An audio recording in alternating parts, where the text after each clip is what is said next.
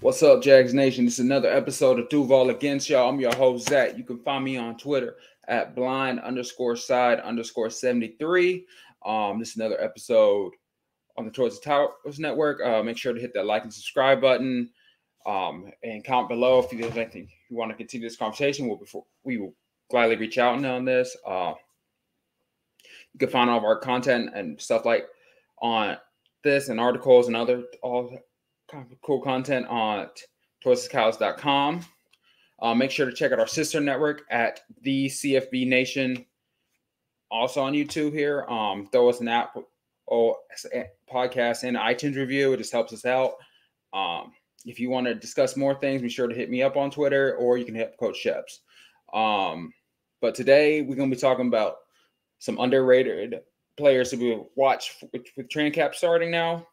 Of course, there's going to be the highlights coming out of all types of things in training camp, but of course, we need to talk about the guys that aren't like the everyday fans who know that can still make a team and make a difference for us. Like we all know, like we see the Calvin Ridley things that's will be coming out soon. But there are some other receivers on this team that can make a difference that aren't like the big names, like the Calvin Ridley, the Kirks, the Zay Jones, the Jamal Agnews. So one of those players is Tim Jones. Tim Jones has been with us was all last year, and then he was playing some, but he didn't have the yards or the touchdowns or anything. He was more of our blocking receiver, which he was really good at. I mean, there was even the mic'd up moment on Thursday Night Football against the Jets with Jamal Agnew making jokes about everyone's getting touchdowns, and then Tim's going to make a good block. So that's always a good team that was like he knows that he's a valuable blocker. Even with the adding of Calvin Ridley and via the trade last year that didn't really go official to this year, but and then drafting Parker Washington, a lot of people are pushing Tim Jones that he may be out, but since he is arguably our best blocking receiver, Zay Jones is a decent blocking receiver, but Tim is still better. I still think like he still has a spot on this team, but it's going to be a lot harder for him now. Obviously, it's just a numbers game. I still think he can still prove himself. I feel like, it would make it a little more obvious if he's on the field. That's probably going to be a play that's going to require a lot of blocking. I feel like he has the opportunity he can show. Even in training camp, that he belongs on this team. I feel like Parker Washington's probably going to be Agnew's replacement next year. And Tim has a shot. I'm not sure if he'll get it, but he has a shot to take Zay's spot next year. So he has to prove that he could stay around with his team. I mean, with blocking and his special teams ability, it really helps you with lower depth guys. If you have special teams availability to become more useful to the team, because you're just not a one spot guy. But he's still, again, he's going to have to put up some catches and stuff in training camp and in the preseason in order to help with this, because again, with numbers. But hopefully, I feel like he's the guy. So we just need to keep an eye out, see what's going on with them. Like where he's playing he's playing on first team, he's playing on scout team, he's playing on the second team. Just so there will be a better idea about if he's going to be able to make the roster. Which even if he doesn't, I feel like he will end up still in this league because, like I said, his blocking ability is really good. So speaking of teams, next person on my list is D'Ernest Johnson. D'Ernest Johnson is kind of the odd man. A lot of people are really talking about him as a running back. It's more like ETN's number one, Tank basically is three, and then it's like Hasty usually. I personally feel like Johnson's better than Jamal Hasty. And I feel like it's going to be between him, meaning Johnson, Hasty, and Snoop Connor for the third running back spot. I think Connor's already probably not going to make it because Tank basically does what Snoop Connor was supposed to do last year. And so that it's kind of redundant. And having a guy you just drafted this year, a guy you drafted last year, it's usually the newer person and the higher draft pick usually has the upper hand on that. So I feel like that's going to knock Snoop Connor out, and then it's going to go down to Hurt to Jamal Hasty or Johnson. I feel like Johnson, again, he has shown he can produce in 2021 when he was with Cleveland and Nick Chubb and Kareem Hunt were down. Johnson kind of showed up and showed that he could still be a bell back. He just never really got an opportunity in Cleveland because obviously you have two elite backs in front of you, or at that time, two elite backs. So he was kind of stuck in the third role, but he was a really good special teams player. So again, like I said previously, with Tim Jones, special teams is a huge factor. And Hasty doesn't really play it as much. I mean, he kind of does, but I feel like D'Ernest Johnson's a more special team ace than Jamal would be. So I feel like that's the kind of guy we got to watch. So for him, I know it kind of sounds like I'm talking about competitions, which it is competition, but again, no one would talk about D'Ernest Johnson for getting what he does. He, in theory, I think he could even compete for the number 2 running back behind ETN with Tank Bigsby. But again, he's not getting hype. As everyone remembers Hasty's a few runs that he had last year, so they already actually assume that Hasty's going to get the job. I don't think it does. And even if he does, I still think we might keep D'Ernest Johnson around as a 4th running back, which is going to be hard to do with a 53-man roster. But I feel like we in Jacksonville, we might need it because I think Doug Pearson's going to try to run like what he ran in Philly when there was like 4 running backs rotating through all game. And then with the weapons we have, I feel like we may not run them a lot. But what we do to keep everybody fresh. Sorry. So that's really going to help us with that. So I feel like we need to just watch D'Ernest Johnson. I feel like he's going to rip off some good runs, show he's a good running back. I've seen training camp where everyone's kind of filling each other out. I mean, I feel like he's the second most talented back on the running roster at this moment. But I think Tank Bigsby's going to take it real quick from him. So I think Tank Bigsby second. So D'Ernest, just keep on the radar, show what you got, make the team, and show them this is Duuval County. All right, so the next guy on my list is a defensive edge rusher, which a lot of people forgot about because he's been injured a little bit, and that's Jordan Smith. Jordan Smith was supposed to be the speed guy, him and Chason, and then of course we've seen Chason is not the running back, not the defensive end that we thought he was going to be. He looks the part in the expo. He plays hard. He's just not being that guy. It's almost sort of like it's not like a Dante Fowler situation when there was flashes or he was always getting hurt or maturity issues. I feel like Chason's really trying his craft, but I feel like he's just not proven it. Then this being his last year, most likely in Jacksonville, since we did not pick up that 5th-year option. He's going to compete, but I feel like Jordan Smith. So a lot of people have been talking about Chason, but Jordan Smith's the same thing. This is his 3rd year. I mean, he tore his ACL early last year, so he's coming back from that. So he should be okay, but it's just a matter of him producing. A lot of coaches have been talking both of these guys up, but I feel like Jordan Smith has a better potential. I said this man was supposed to be a high pick when he was Florida, and then he got in trouble, so he had to transfer to a different school, and it kind of docked his draft stock a lot. But so I feel like he should be showing what he could be, just like with Juwan Smoot. Juwan Smoot was supposed to be a high draft pick, and then ended up falling to us, and then look how that turned out. So I feel like Jordan Smith could have that type of production. It's just a matter of him staying healthy this whole year and showing what he can be. Which, again, that's a big ask because he hasn't really been fully healthy since he's been in the league. But he should – this is basically probably going to be his shot, especially with Yasir Abdullah getting drafted, who's probably going to be going for pass rushing steps. Lacey that we drafted late, he's an inside-outside guy, so he could be getting pass rush straps. So, I mean, Jordan Smith, this is basically going to be his year to show what he is, or he's probably not going to be on the team anymore. But okay, yeah, like I said, like and subscribe on all this. If you like this content and other stuff, make sure to check out our Patreon. That's at patreon.com/toys to titles.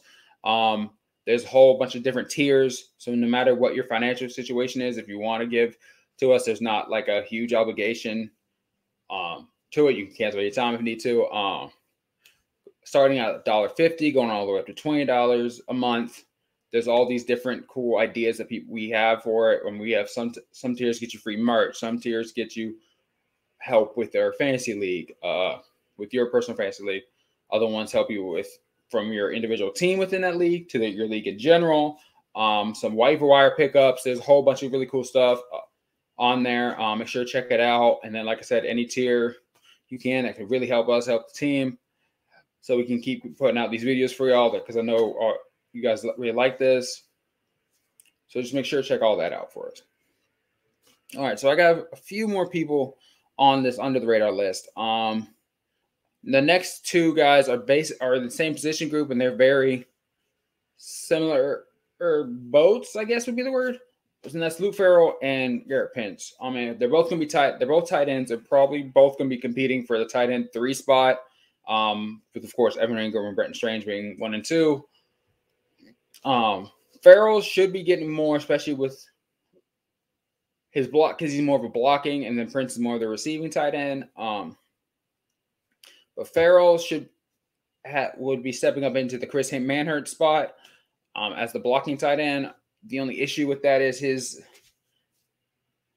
receiving capabilities aren't the greatest, so that had an effect on him future playing time. And then while Garrett Prince is the opposite, he's a better receiving threat. He hasn't really played as much yet, but like preseason and practice stuff, he's more the receiving, route running tight end. So that provides some good competition with each other, but they're both kind of flying under the radar, because everyone's like, okay, so Ingram's the 1 and then Brenton Strange 2, then shrugs. Well, I mean, people forget. I mean, last year we had our number 3 tight end was probably Dan Arnold, who last year didn't have a great year, but then the year before he had a decent year when he was kind of the 1. So I mean, so there's usually talented guys can get buried on depth charts just because people are better in front of them. But with them, I feel like most likely only one of them is going to make the team. Maybe they might both if we decide to do a 4 tight end thing. I doubt it, just because I feel like if we go deeper on any position, it's probably going to be running back or receiver. And then a lot of then you have like a player like Travis Etienne who can do a receiver and running back, so that might help. Or you have, if he's ready, which I think he may be a year out, but Derek Parrish, who could fullback and then maybe occasional tight end type stuff. So you maybe to save a player there. But if we try and keep a fullback on the roster, there's probably not going to be 4 tight ends. That's just probably a mismanagement of your roster. But I may be wrong on that. But so I feel like both of these guys competing for not just their Jaguar careers, but for their careers in general. I mean, Luke Farrell's in his 3rd year here. So it's kind of like this is his year to show up or show out or don't. But we got to get better on this. But we'll see how that goes. And then my last 2 guys are also in the same group together. They're not tight ends this time. They're our linebackers. So we have Ventrell Miller and Chad Muma. I think both these guys are kind of flying under the radar. People forget, at least nationally, that Chad Muma had took Devin Lloyd's spot as a starting week's linebacker inside next to Luakon, but then he got hurt, and then Lloyd took it back, and then Muma was never fully right, but they would still rotate, but he was never fully healthy again. So I think a lot of people are assuming that our number 2 linebacker, because Luakon's going to be the 1, or the second linebacker in with him would be a better word, would be Devin Lloyd. But again, Chad Muma is going to be giving him everything they can show. Hopefully, I feel like it should be Lloyd still, but we'll see how it goes up. But I feel like Chad Muma is a lot of people forgetting that he, like I said, was a starter too. But so just keep on look out for him, because if Lloyd starts slipping, Chad Muma slides in, and then that's a bad pick on Devin Lloyd. And then Ventrell Miller I have on him is because a lot of things about Ventrell is again, he got drafted as a linebacker when he already had 3 linebackers, basically, for 2 spots. So a lot of his things may be like a future aspect, but I feel like, and then he's coming off his injury they had at the University of Florida, his foot injury. So I feel like a lot of it is kind of like sneaking under, like, oh, I think we're going to try to keep him for like a next year situation. So if something happens, or a good depth piece, and again, there'll be special teams. But when he gets a shot, like probably in like the later preseason games, make sure to watch it. Cause I mean, if he shows up, then we got it really 5 in his hand between him, Muhammad Lloyd for 1 spot. That's just good competition. As they say, iron sharpens iron. So I feel like with them, each and all of us will be good hands with linebackers, even with Aluakon.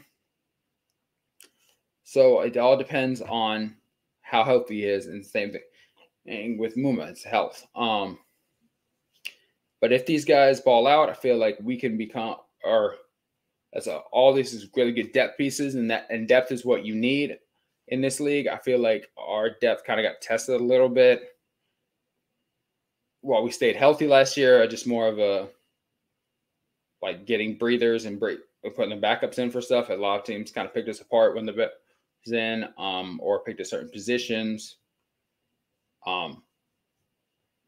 So that helps. And then my last guy I have is Trey Herndon. I've been on the show. You've heard me. I'm not a huge fan of Trey, but he's at the point now. I feel like he's almost underrated. He's kind of like I guess he's the starter guy. But by the national media and even the local media to some extent, I feel like he is going to be in some competition though. But he's becoming more under the radar because I was like, well, or they may go sign another corner for this and then another corner. Like there was rumors that they were trying to get one of the Steelers' former corners to come in Jacksonville. Didn't end up happening, but I feel like that's what a lot of people in the media are like, well, he's probably not going to start anymore. But so I feel like he's becoming under the radar. So I know that surprised some people, but he is a good tackler for everybody. He's a good locker room guy, so that's why a lot of reasons he's been on the team as long as he has.